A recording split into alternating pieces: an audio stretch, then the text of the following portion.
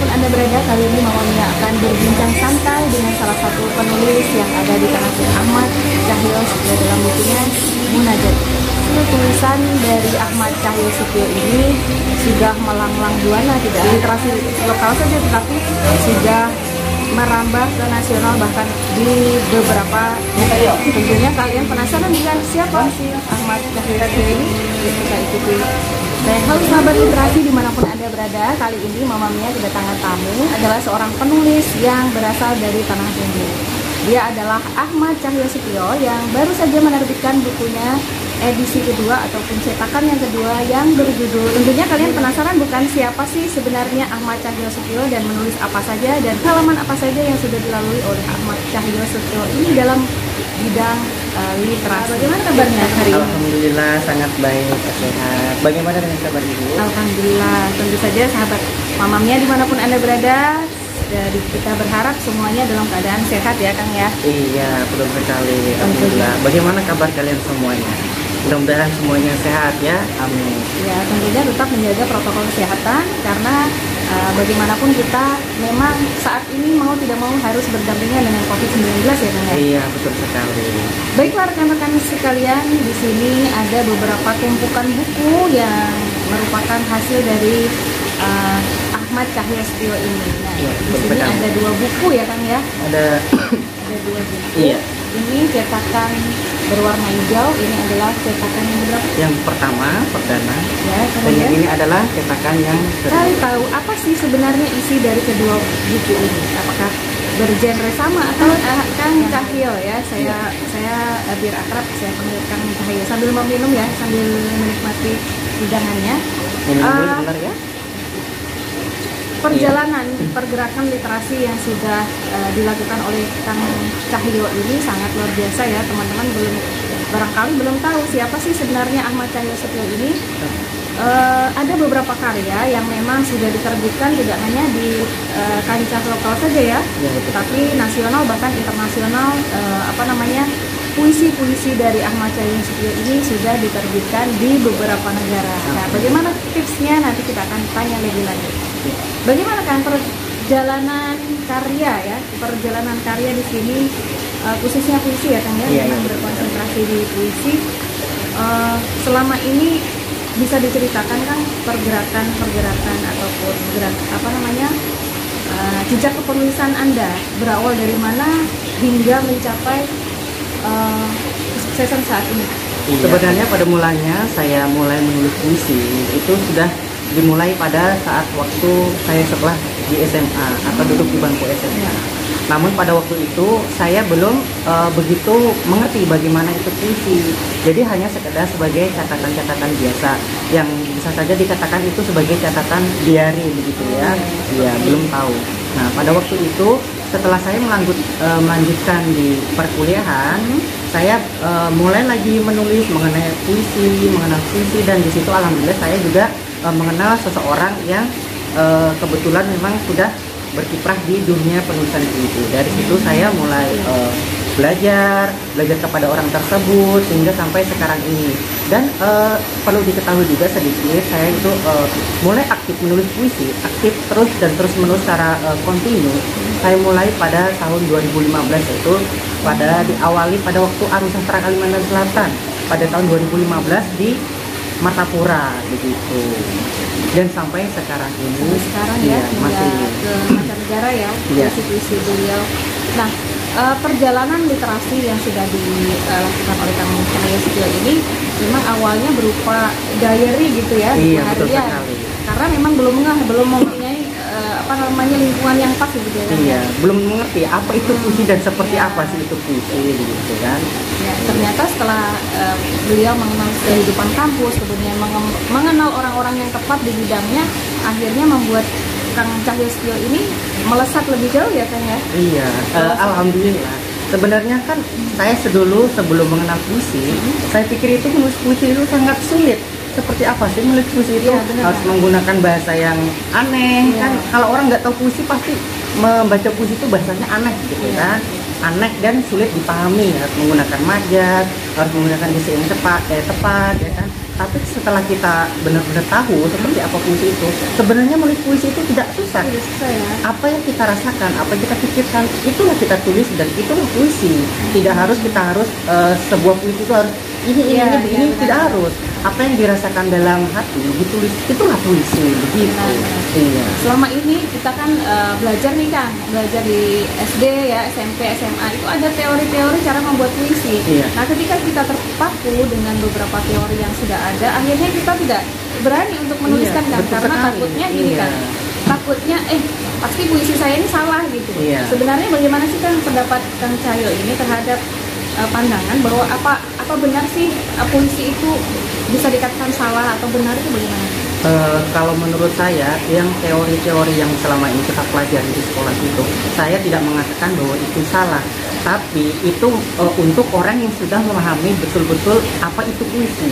Kalau untuk yang orang seperti pemula yang belum tahu apa-apa itu puisi, maka sebaiknya belajar dulu menulis.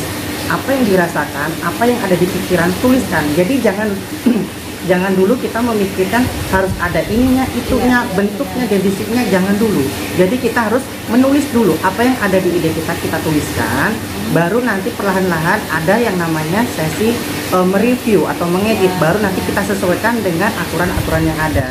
Jadi sebelum kita menulis itu, jangan kita pikirkan harus menuruti ini, menuruti itu, tidak usah lagi. Yang penting ditulis dulu, begitu. Akhirnya ketika kita melihat misalnya pendapat puisi, menurut ini, menurut itu gitu ya, akhirnya waduh saya kayaknya nggak bisa deh kayak gitu, betul gitu sekali. Ya. Akhirnya karena kita tidak percaya diri, tidak mempunyai apa-apa, tidak mempunyai karya akhirnya. Iya. Ya. Seperti yang kita ketahui kan, setiap sastrawan, setiap penulis itu memiliki pemikiran yang berbeda-beda. Jadi kalau kita menuruti kata si A, si B, si C, kita akan lebih bingung. Jadi solusinya adalah bagaimana kita harus menulis apa yang ada di pikiran kita, jangan mengikuti orang lain. Dalam menulis kita harus memiliki ciri khas sendiri, identitas sendiri. Jadi kita tidak perlu membingungkan orang lain. Apa yang ingin kita tulis, silakan ditulis begitu. Artinya seperti ini berarti Kang, ketika kita membaca salah satu puisi penyair A gitu ya, akhirnya kok gini ya, saya nggak bisa deh kayak gini gitu. Iya, kemudian betul melihat sekali. penyair B seperti itu, kita tidak harus menuruti ya Kang ya, Iya, betul karena kita sekali. mempunyai ciri khas kebahasaannya. Iya. Seperti Kang Ahmad Cahyo Sutio ini dalam puisi Munajatku ya, di sini kalian bisa memiliki buku ini, bisa memesan di link berikut ini. Nanti akan saya sertakan media sosial dari Ahmad Cahyo Sutio, dan kalian nanti bisa memiliki buku ini dengan bandrol berapa Kang? 60.000. 60.000 dan tentunya belum ongkir. Bertanya lebih lanjut, apa sih sebenarnya isi dari Munajatku ini? Iya, betul Nah, Kang sekali. Cahyo Sutio, dulu saya beberapa waktu yang lalu, mungkin 1 atau 2 tahun lalu ya, Iya. saya mendapatkan buku ini, buku Kang Ahmad Cahyo Sutio ini dengan sampul warna hijau, dan di sini masih ada tulisannya Munajatku ya, Munajat ya. Judulnya Munajat. Nah, yang akan saya tanyakan, mungkin teman-teman penasaran juga, kenapa sih ini sampulnya hijau, kemudian judulnya Munajat, kemudian ada cetakan kedua namanya Munajatku. Nah, ini apakah yang akan saya tanyakan, apakah isi dari kedua buku ini masih sama atau bagaimana Kang? Iya. Sebenarnya pada cetakan pertama ini sudah bagus, ya kan? Cetakannya sudah bagus, dan semuanya isinya dari yang lama dan baru ini ada perbedaannya. Perbedaannya apa? Ada sedikit penambahan beberapa puisi yang masih seirama, ya kan? Atau masih beraliran religi atau sufi. Yang pertama ini adalah puisinya terdiri dari sekitar kurang lebih 80. Yang di versi baru ini ada 120. Rasanya 120. Berarti ada penambahan gitu? Iya. Jadi yang 90% itu bukunya dari versi lama, dan di versi baru ini ada penambahan-penambahan. Dan tentu perbedaannya sangat kita bisa lihat, ya kan? Yang lama ini Munajatku, Munajat judulnya, sedangkan yang baru judulnya Munajatku. Kenapa saya mengganti cover? Karena begini, saya berpikir di Tanah Bumbu ini kan memiliki banyak destinasi wisata. Nah, jadi saya berinisiatif sambil menulis, sambil mengenalkan salah satu objek wisata yang berada di Tanah Bumbu. Nah, di cover ini, di cover ini adalah salah satu wisata di Tanah Bumbu, yaitu di Pantai Pagatan. Iya kan, iya. Oh ya, mengenai model ini siapa kan? Modelnya. Kebetulan Ini ada modelnya ya? modelnya saya sendiri. Oh, keren Ini ya. pada waktu itu pagi-pagi hari ya kan, sekitar pukul 6 pagi. Jadi Ini kami ada sejarahnya ya, iya, namanya. menunggu sunrise terbit. Jadi itu ada sebuah momen-momen yang sangat langka ya kan. Saya bangun pagi-pagi, setelah subuh saya jalan-jalan ke pantai dan matahari pada waktu itu belum timbul.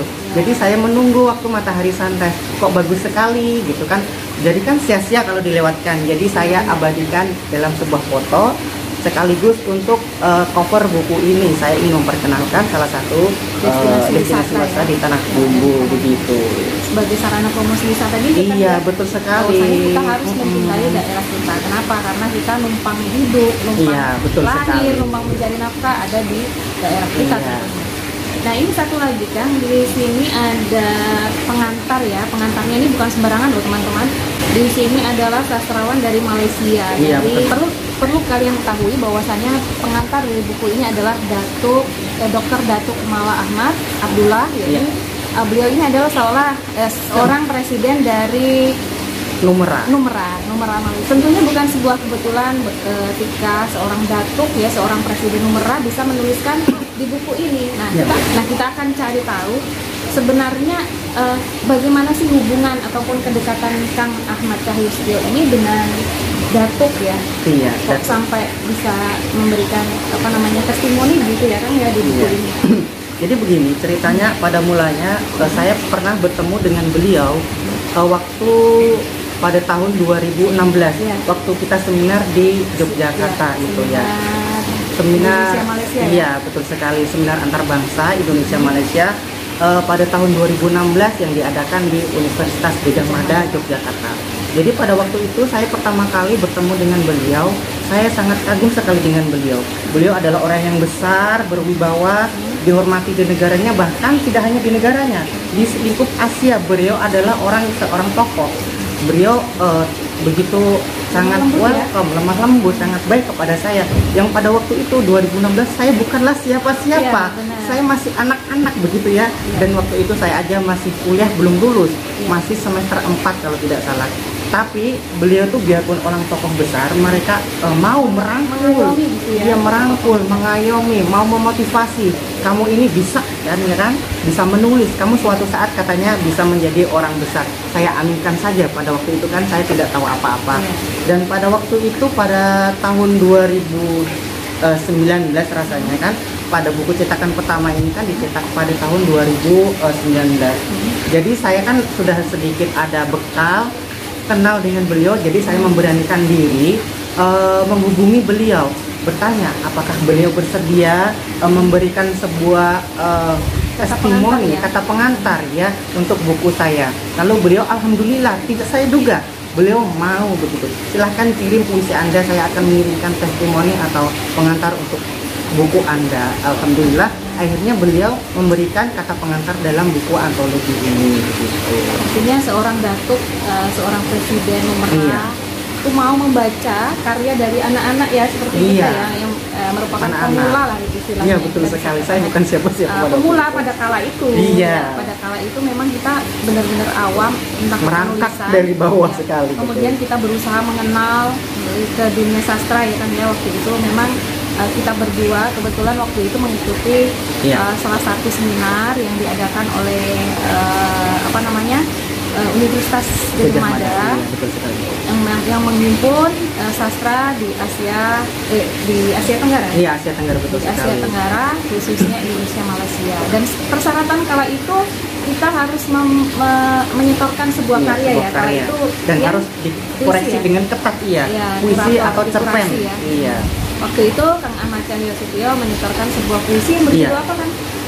Saya nggak ingat lagi Nggak rasanya ingat lagi ya? karena sudah terlalu lama. Ya, itu ada bukunya di rumah. Iya. Dan kala itu saya menyetorkan sebuah cerpen, Iya. cerpen lapak ya. Kala itu sebuah cerpen monolog. Alhamdulillah sampai sekarang kita masih berhubungan baik Ya, dengan rekan-rekan yang alhamdulillah. ada di berbagai Iya, daerah betul. dan ada beberapa dari Malaysia. Iya, betul sekali.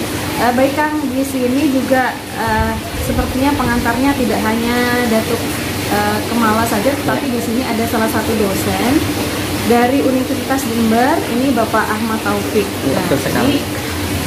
Salah satu rekan kita juga kala itu Ya, betul di sekali.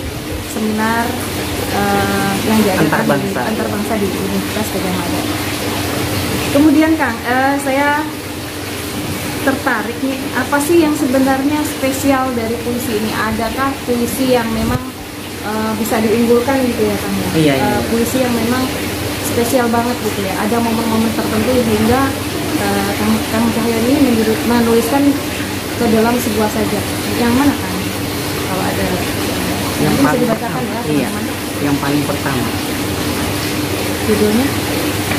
Munajatku ya Tuhan. Nah, Oh ini ya. iya, jadi saya jadikan sebuah judul.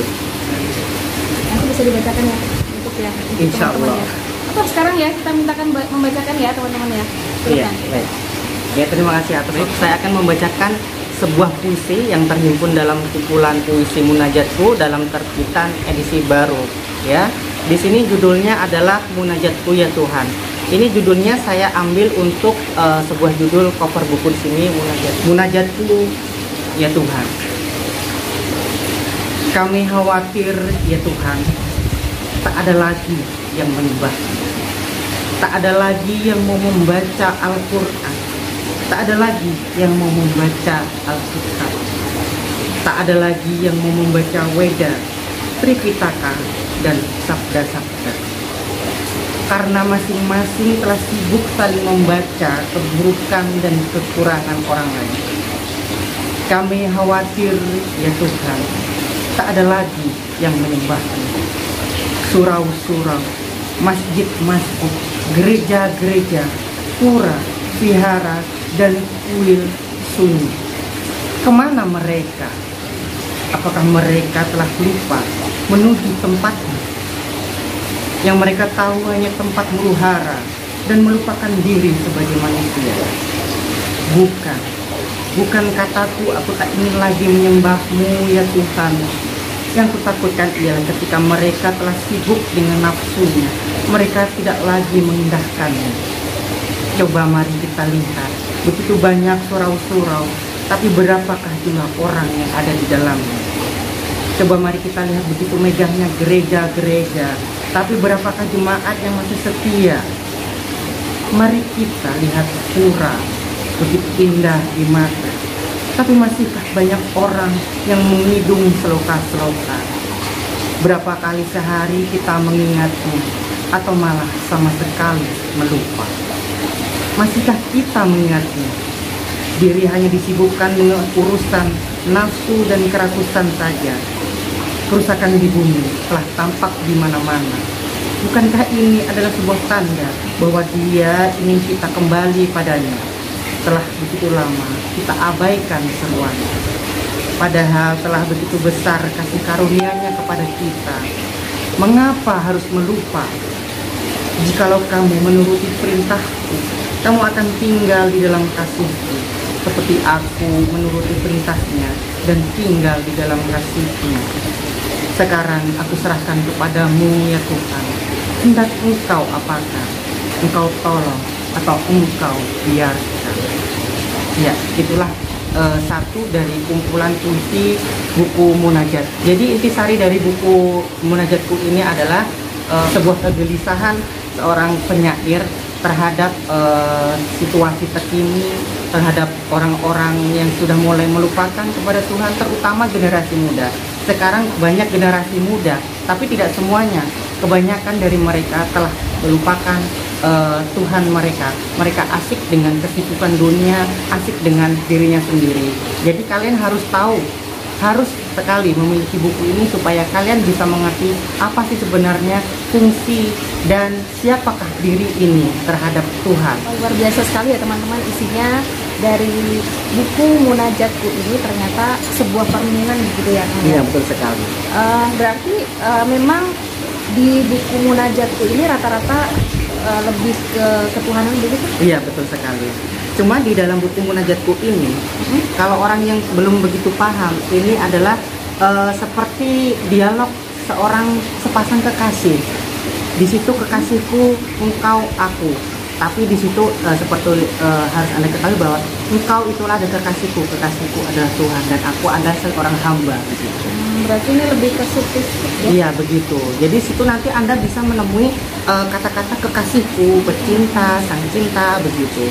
Itu adalah bentuk ungkapan seorang pecinta kepada Tuhan. Mungkin teman-teman juga perlu tahu ya bahwasanya Kang Ahmad Cahyosetio ini adalah pencinta dari buku Jalaluddin Rumi ya. Iya, betul sekali. Jalaluddin Rumi yang semuanya sofistik dan bahasanya itu luar biasa, dalam gitu ya, tidak hanya mendeskripsikan sebuah keadaan itu dari kata-kata, tapi lebih daripada itu makna dari setiap katanya itu memang punya ciri khas gitu ya, punya ciri khas yang apa sih gitu. Mungkin kalau kita hanya membaca secara sekilas, apa sih sebenarnya yang dimauin penyair gitu kan, barangkali kan sebuah penyair itu mempunyai gaya bahasanya sendiri-sendiri, dan Kang Ahmad Cahyosetio itu menurut saya dalam gitu.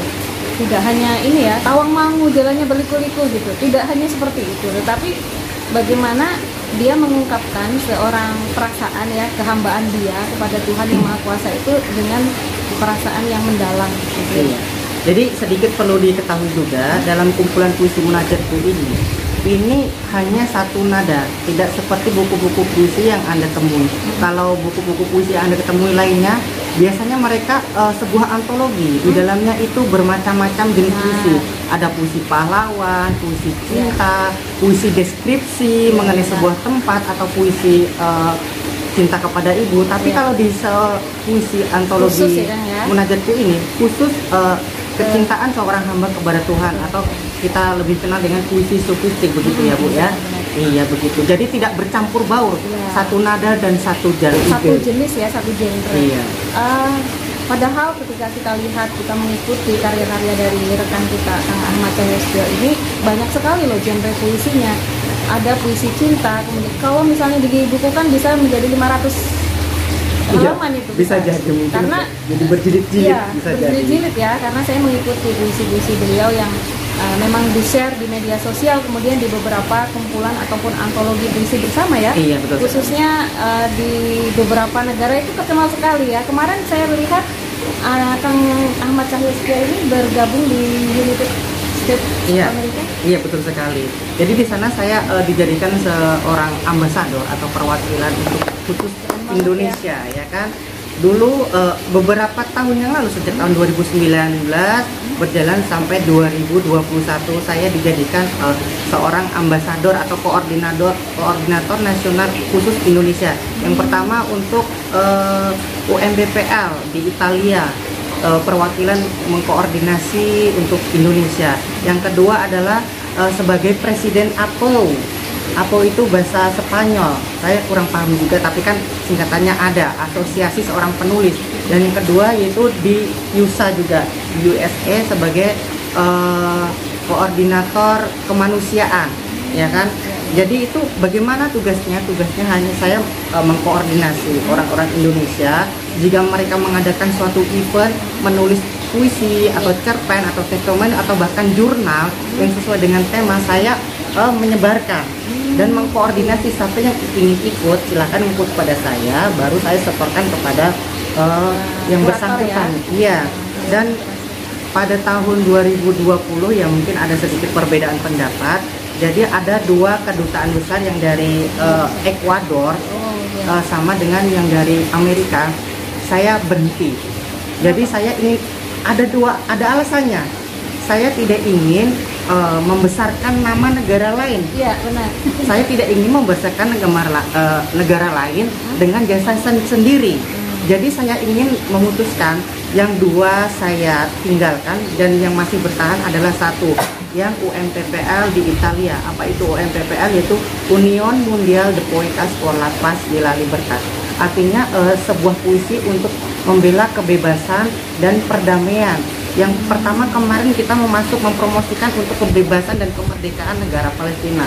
Jadi yang paling menyuarakan adalah UMPPL. Kenapa saya memutuskan untuk melepaskan dua jabatan itu?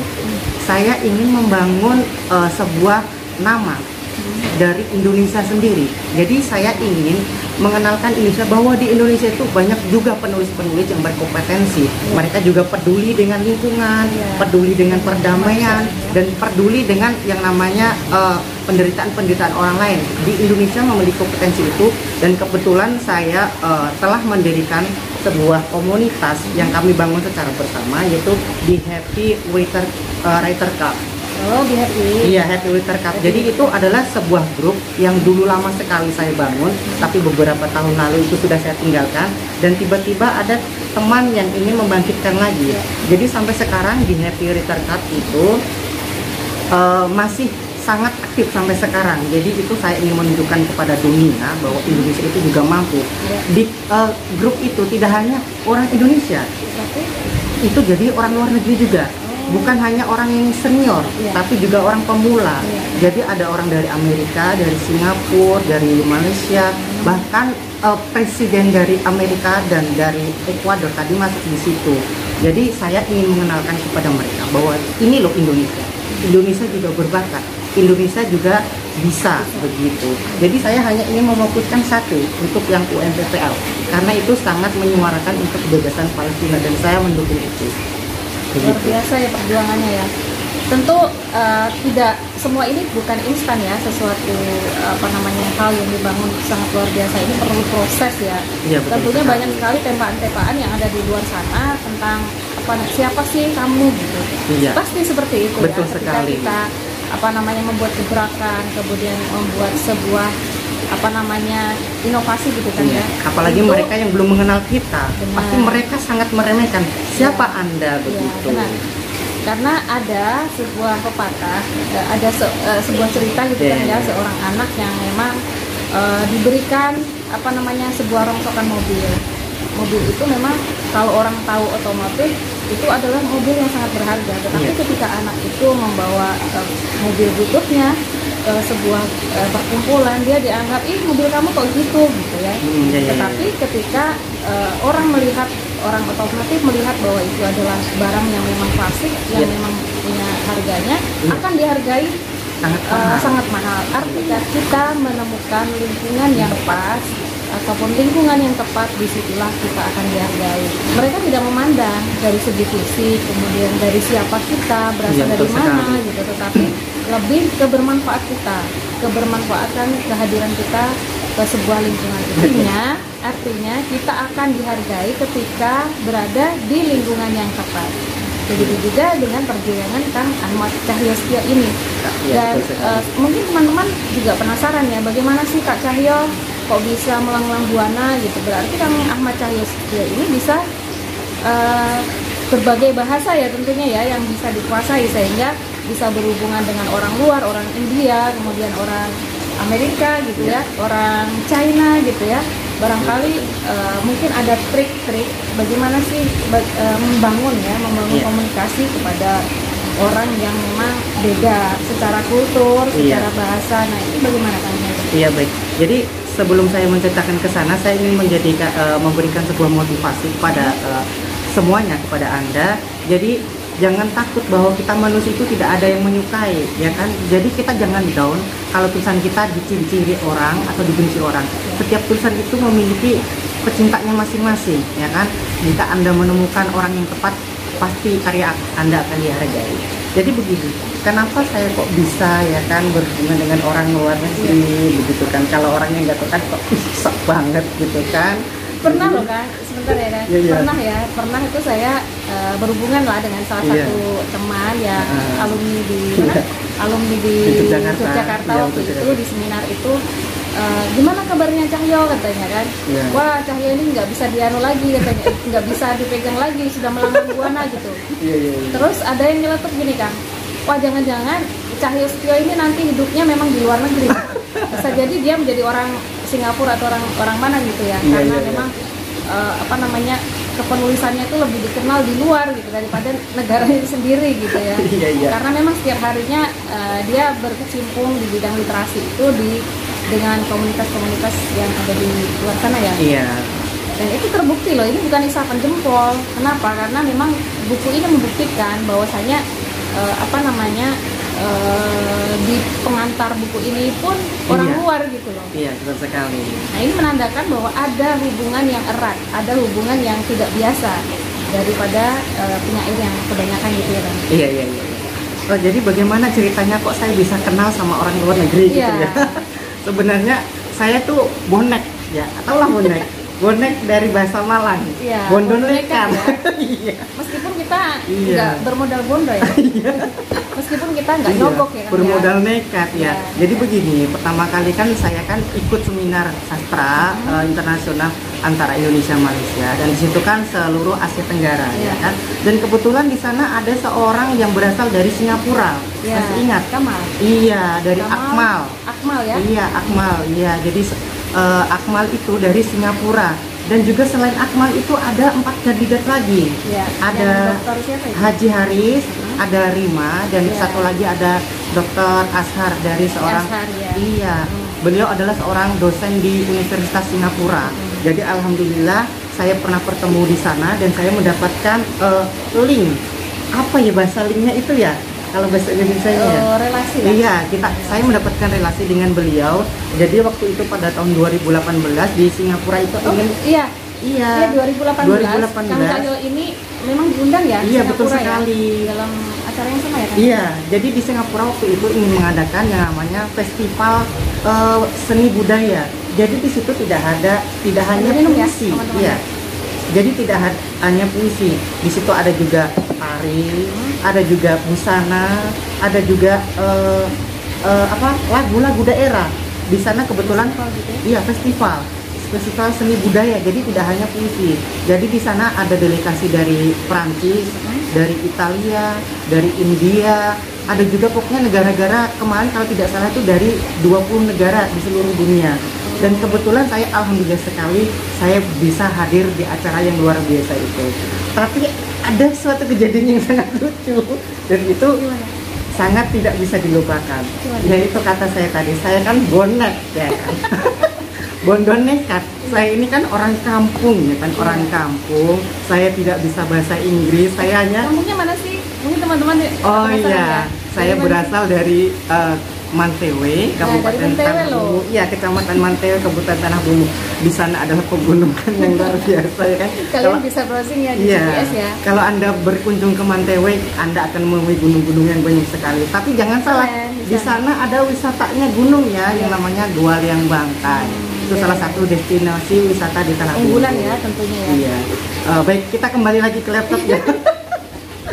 Baik, tadi kan saya lihat terbelakangnya adalah orang desa ya kan, tidak bisa berbahasa Inggris. Ya orang desa lah, katrok banget ya kan. Bondopong. Ya itu, bondo nekat tadi ya kan. Jadi saya alhamdulillah dapat sponsor dari pemerintahan dari pemerintah Kabupaten Tanah Bumbu. Waktu itu kan saya dapat undangan khusus ya dari panitia, lalu saya menghubungi suatu instansi tertentu. Alhamdulillah instansi itu mendukung saya sekali ya kan. Jadi saya diberangkatkan ke sana, saya berhasil ke sana. Lalu saya ketemulah dengan orang-orang yang luar biasa tadi ya kan.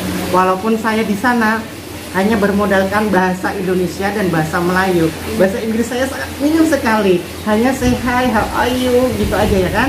Nah, tapi di situ istimewanya adalah sekarang adalah sudah musim gadget atau globalisasi, ada yang namanya Translate. Iya, translate. Jadi saya di sana menggunakan Google Translate dan di Setiap sana ngomong berarti harus ini ya browsing ya.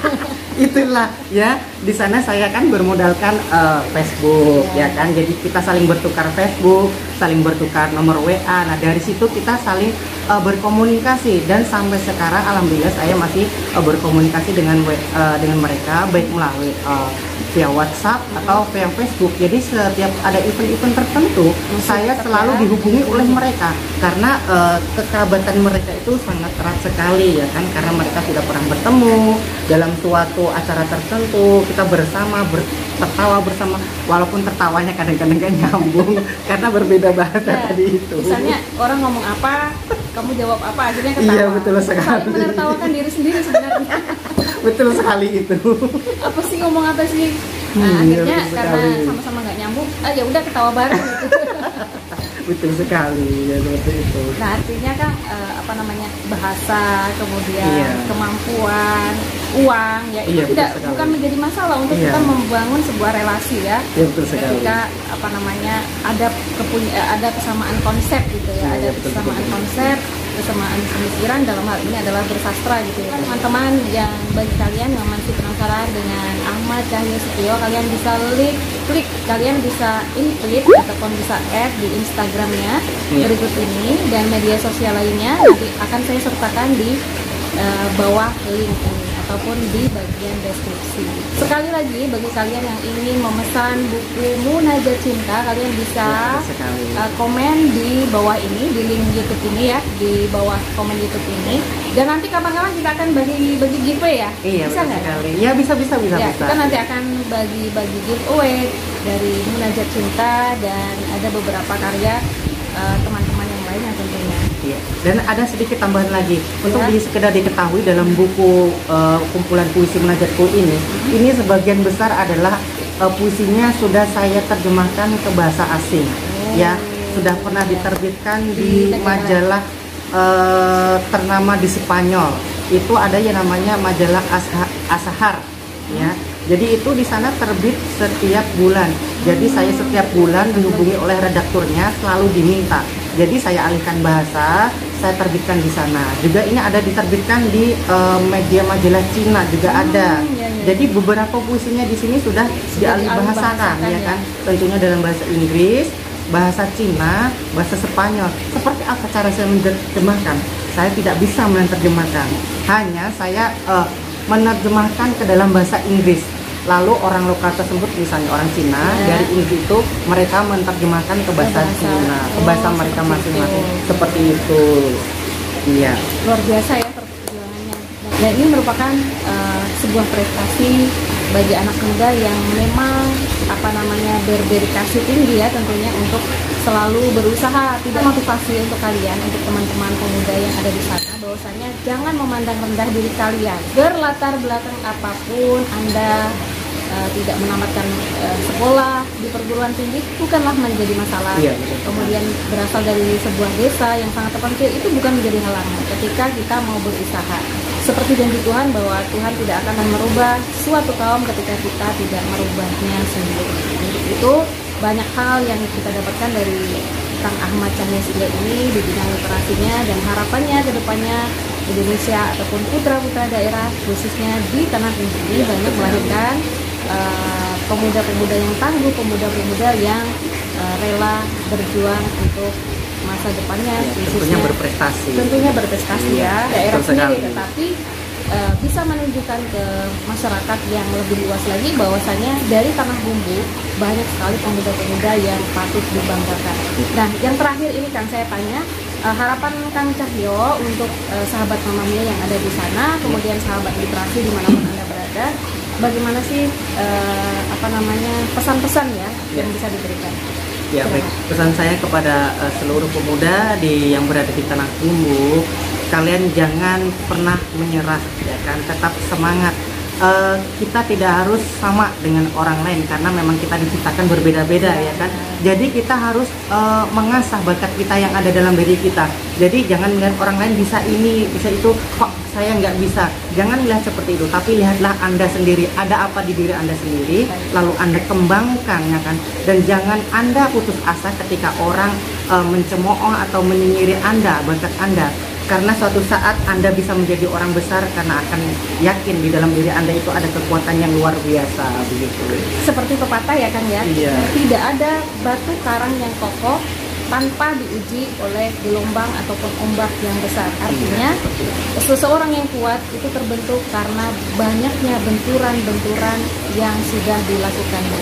Untuk itu tetap semangat, dan saya ucapkan terima kasih kepada Kang Cahyo Setio sudah mampir di Mamma Mia. Tapi Bu Mia, saya ingin berpesan satu lagi. Ya, silakan. Iya, jadi sebelum closing ini, siapa yang berminat ini silahkan nanti hubungi di deskripsi yang ada di bawah ini.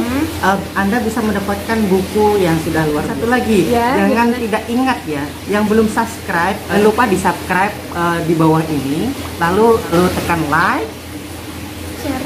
dan share untuk teman-teman kalian. ya. Terima kasih. Oke. Salam literasi dan semangat selalu. Sukses untuk Anda semua.